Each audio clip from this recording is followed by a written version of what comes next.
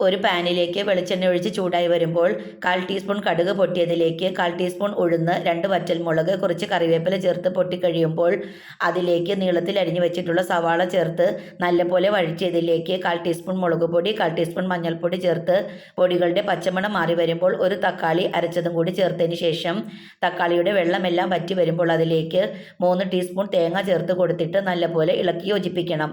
അതിലേക്ക് 1.5 ഗ്ലാസ് വെള്ളം ഒഴിച്ചതിന് ശേഷം 3/4 ടീസ്പൂൺ ഉപ്പുപൊടി, 1/4 ടീസ്പൂൺ നെയ്യ് എന്നിവ ചേർത്തതിന് ശേഷം 1 ഗ്ലാസ് റവയും കൂടി ചേർത്ത് കൊടുത്തിട്ട് ആദ്യം ഒന്ന് ഹൈ ഫ്ലെയിമിലും പിന്നീട് 1 മിനിറ്റിന് ശേഷം തീ കുറച്ചതിന് ശേഷം നല്ലപോലെ ഇളക്കി യോജിപ്പിച്ച് നല്ലപോലെ വേവിച്ചെടുത്താൽ നമുക്ക് അടിപൊളി ടേസ്റ്റി ആയിട്ടുള്ള വെറൈറ്റി ആയിട്ടുള്ള ഉപ്പുമാവ് തയ്യാറാക്കിയെടുക്കാം.